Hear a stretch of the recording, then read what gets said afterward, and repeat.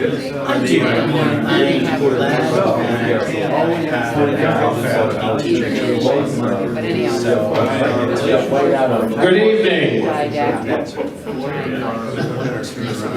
I'll wait till everybody's conversations die down a little bit. I want to welcome everybody and thank you for your support of the World Affairs Council of New Hampshire. I especially want to thank SNU, or Southern New Hampshire University, who is our mission partner and without whom we could not do the work that we do. This meeting, this annual meeting of the World Affairs Council of New Hampshire will now come to order. These are challenging times, and I'm reminded of a phrase which I'm sure you're all familiar with, but cheer up, things could be worse. And so I cheered up, and sure enough, things got worse. You know, we have the pandemic, and then we have the Ukraine invasion. China's trying to eat our lunch both economically and militarily. You know, throw in a little inflation, and foreign and domestic threats to our democracy, and you've got a real bunch of challenges out there for you. My opinion is now more than ever, our threatened democracy needs an informed, thoughtful public. And that's what we do. That's the Council's raison d'etre. So just keep that in mind as we do our work in the coming year, which will clearly bring us lots of challenges. And to help us do that, we constantly need to refresh or recharge and renew our board members. Long-term board members move off, you know, and we miss them dearly, but we bring aboard wonderful new board members, which literally, in digital terms, refreshes us, and we benefit greatly from that. So, toward that end, the first piece of business we have is the election and re-election of board members, and Steve Barndaller will take us through that. I don't need a microphone, do I? For the online audience, yeah. No, Steve, for the online audience. No, I'm only kidding. Good evening. Steve Barndaller from Portsmouth, co-chairman of the nominating committee with Ambassador Dick Sweat. So we have returning board members. We have 5 returning board members as part of the slate to vote on this evening. And we have 3 new proposed board members that have been chosen to have been nominated by the committee: Karen Ballou, Anna Berry, and Christina Russell. Their bio sheets and background information have been circulated. And if there's any questions, Tim will take them, right, as usual. And do I have a motion to move ahead with the slate as it's proposed? So moved. Second? Second. All right. Everyone in favor of the candidates? Aye. Anyone opposed? So be it. That's my work for the evening. Nice to see everybody. Thank you, Steve. Next on the agenda is the voting on our updated bylaws, which haven't been done for a while, and so the person who's going to lead us through that is Dick. So I'll pass the mic to you. Thank you, Peter. We have gone over the bylaws, and over the course of the discussion, we came across a few sections that needed a little bit of work. We have worked on Article 7, Section 2, talking about the committee structures. We have also dealt with the term of the board members and how people come on and off through the process in the bylaws. There is also, we talked about the use of proxy votes, and we're trying to encourage members to attend the board meetings and to vote in person so that we don't have anybody collecting votes and using them disadvantageously, disadvantageously for the World Affairs Council. But with all seriousness, we, I think, did some very good cleanup in the bylaws, and we have now got to incorporate them through a motion to doing so for adoption. So do I have anybody who wants to move to accept the bylaws as they have been changed? I so move. And a second? And is there any discussion? I do not have all the changes memorized, so I recommend that you go to the website. I'm sure that Tim has them up and available for anybody who wants to read them through. But having no discussion, all in favor of the change, say aye. Aye. Any opposed? And we have the bylaw changes accepted, and thank you very much. Thanks, Dick.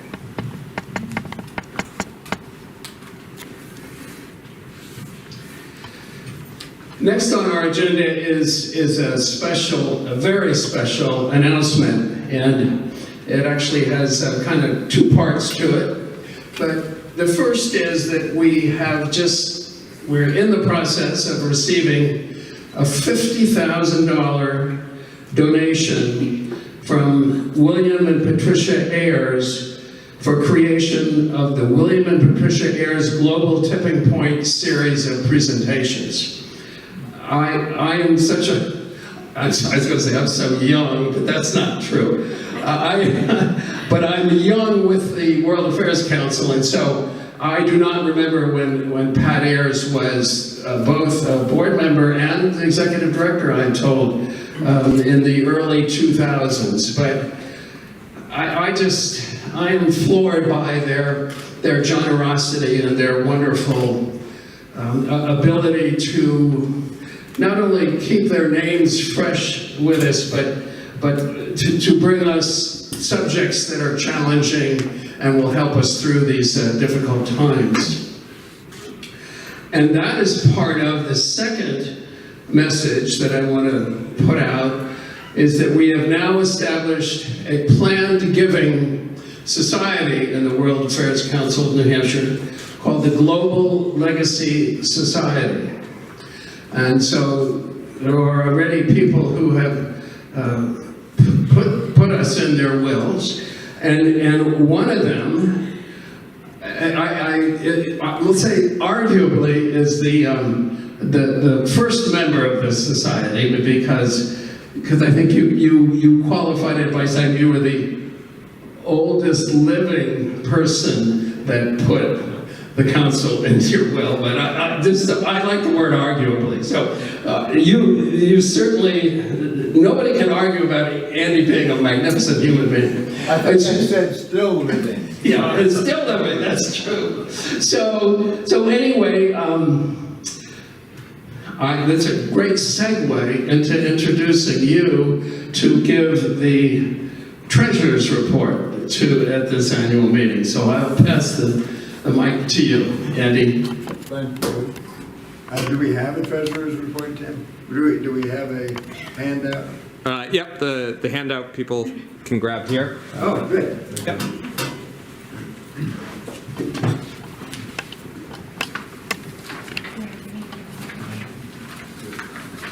Because what I was planning to say, as soon as we had this in front of you, otherwise I was going to have to write it. I haven't changed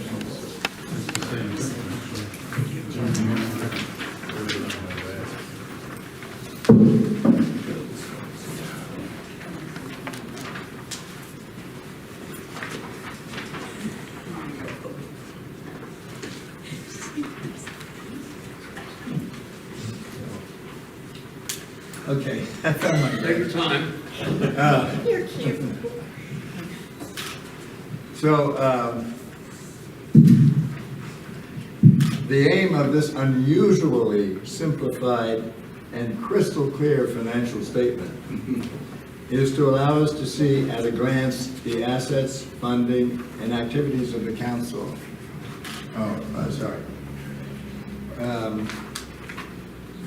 2021 was a solid year for asset growth. I'm talking about the year 2021, that's the subject, not 2022. Solid year for asset growth, and this financial statement makes clear in the income column the rank order of sources of income.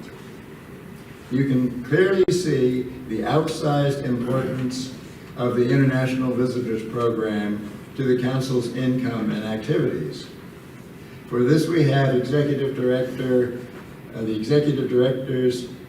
initiative and continual devotion to that program to thank. Thank you, Tim.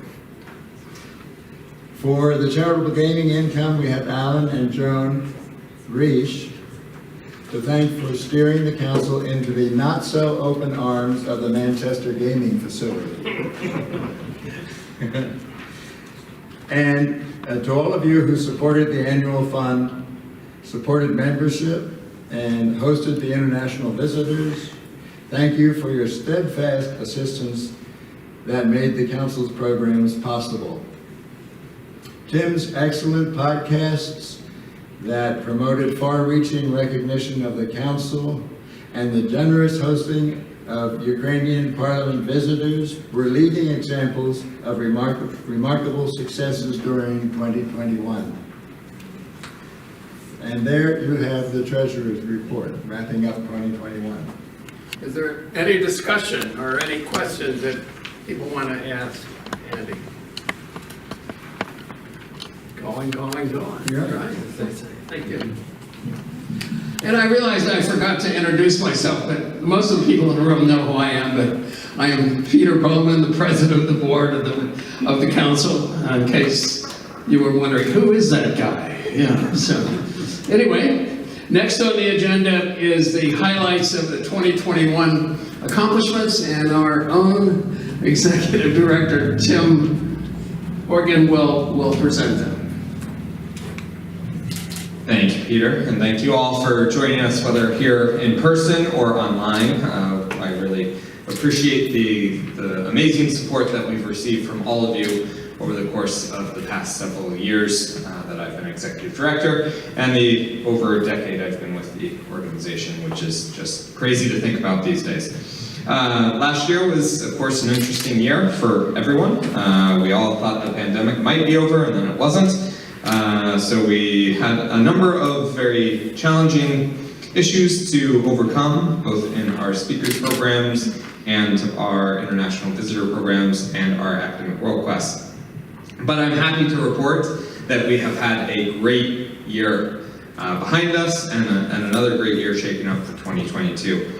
Some of the big things to note, our podcast jumped from just over 2,600 listens in 2020 to over 10,000, and we are ahead of the pace for 2022, which is great to see that great level of engagement in global conversations. If you haven't listened to it yet, it's super easy to listen to. They're about a half hour long. Check it out on our website or wherever you may already listen to podcasts. We also had 147 New Hampshire volunteers who had helped mainly with the International Visitor Program, hosting meetings, hosting people in their homes. We have a number of home hospitality and homestay hosts here tonight, and we really appreciate people opening up their offices, their homes, their dinner tables to our visitors, and building connections around the world for the state of New Hampshire. In the 12 plus years or whatever it is that I've been involved with the International Visitor Program, we've hosted people from 175 different countries, which is just crazy to think that little New Hampshire has seen such great engagement with the world through this program. We also are very proud, and we'll talk a little bit about this later tonight, but over the course of 2021, we had 266 students who engaged with our, high school students who engaged with our programs, thanks to a wonderful partnership with two of our teachers And people from all over the world, all over the country have been able to engage with our programs thanks to the virtual format that we will continue moving forward. One of the things that I'd also like to highlight is our Academic World Quest. Very tough time to be doing education programs with all of the challenges that teachers and students have faced during the pandemic. But we were super excited to be able to get back to a virtual format for the first time ever for that program. And we partnered with 6 other councils to host a very engaging program. Our education committee members did a wonderful job helping us to work through the challenges of a virtual program and the challenges that the platforms we chose presented. But we had a very successful program with about 130 students from 9 different states, which was really great for us to see that level of engagement, that level of interest, when it was something added on to a very difficult time. Our international visitor program was almost completely virtual last year, and our wonderful program director, Anise, did an amazing job keeping New Hampshire connected to the world through these virtual programs. We had individuals meet with 147 people here in New Hampshire from 74 different countries and 140 different international visitors. Anise did a great job creatively programming for these visitors. She implemented a number of video projects so that visitors would be able to better understand what New Hampshire was really like. She did a video tour of the Federal District Court, which was a lot of fun to put together. She did a number of interesting things with home hospitality, creating social hours for people to engage in conversations, and some fun icebreakers that she put together to really get the conversation started. As we all know, that virtual conversations can be a little awkward at the beginning, to say the least.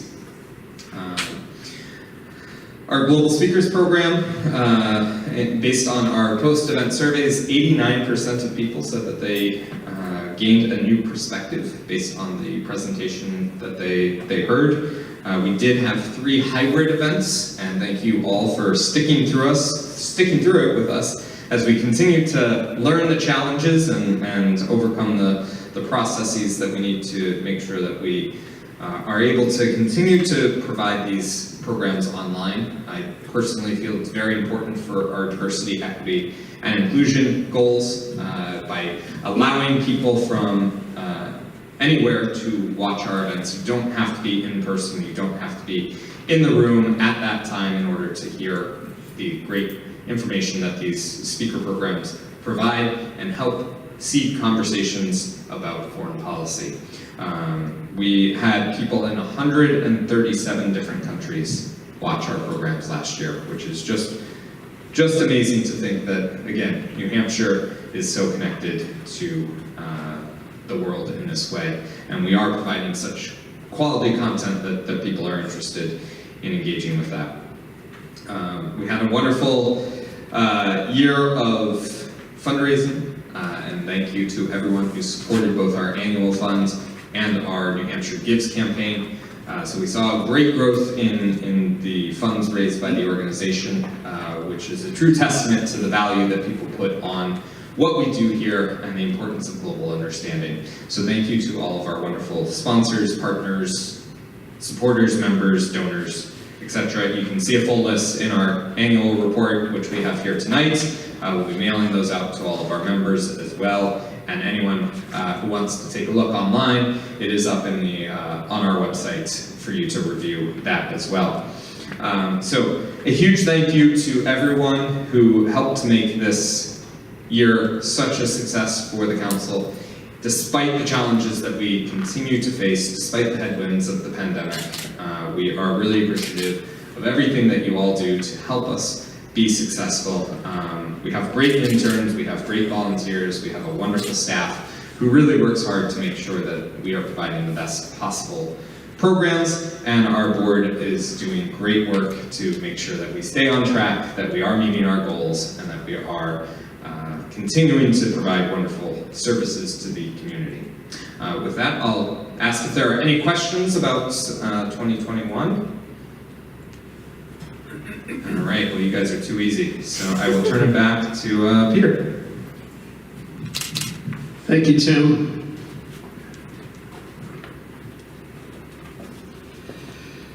We now come to one of the more pleasurable things that the president of the board does, and that is, I will explain that as I present it.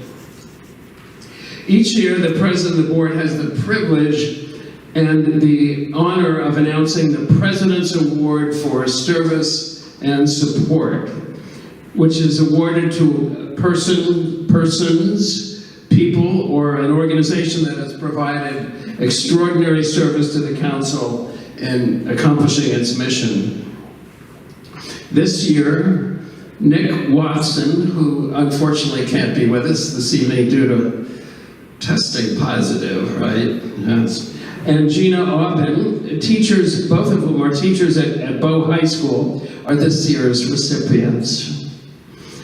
They went above and beyond to provide their students with a globally engaged education that actively sought out unique opportunities which the council was able to provide. We contacted them through the Lantos Foundation for Human Rights and Justice, and that's chaired by Dick's wife. And they, the Lantos Foundation, was looking to create new experiential learning opportunities for students. Through a number of conversations, we decided to run 2 diplomacy simulations. And I've never seen one, but I'd love to, the next time you run one, we run one. I want to be there because it fascinates me, the application of digital processes to real world problems is something we're all striving for in these days.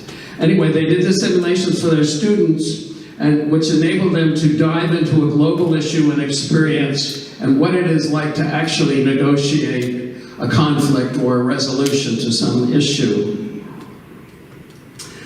After the successful simulation, Nick and Gina were excited for other opportunities to engage their students in global education. And fortunately, the council was able to bring the ambassador of Pakistan to the school for a presentation with students. And I think General Lute he made a presentation, did he also? Yeah. So we have had a wonderful engagement or interface with Bow High School, and it is really gratifying. It's what we do, and it's what you do, and the marriage of the two has made music, metaphorically speaking. That was what was accomplished in a 3-month span in 2021. And we have continued to work with them in bringing 2 more speakers to their school, which I alluded to, and are looking forward to continuing to provide great educational opportunities with you and the school in the future. As a society and as a nation, our future is literally in the hands of your students. It is their world that we are giving them, and it's certainly challenging. Our task, your task, is to prepare them for that responsibility. And Gina, you and Nick are showing us how to do that. And so we're really honored to present you, if you would come up to the podium here.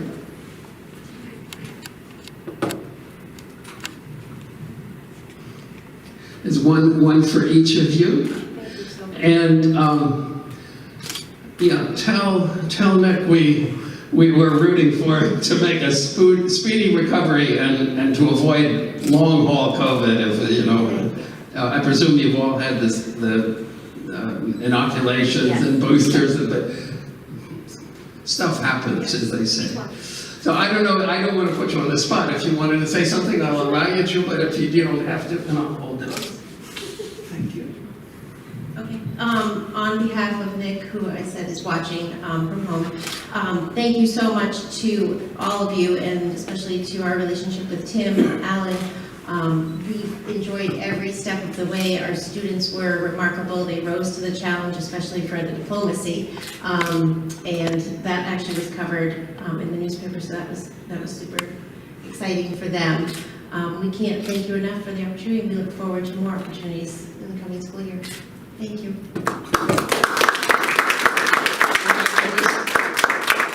A thought just occurred to me. So I'm also on the board of the Japan-America Society of New Hampshire, which celebrates the Treaty of Portsmouth, which ended the war between Russia and Japan in 1905, brokered by Teddy Roosevelt, who received the Nobel Peace Prize in 1906.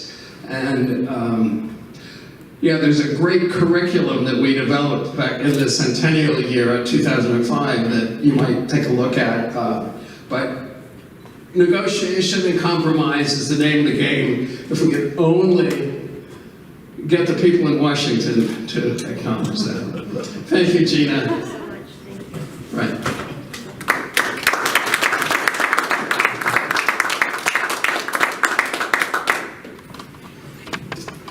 So in conclusion, I want to thank everybody for their strong support for our organization. You need to continue to do that as we move forward. And our country needs that, because now more than ever, we need an informed electorate, an informed population. Without that, we have more problems than we already have. So spread the word.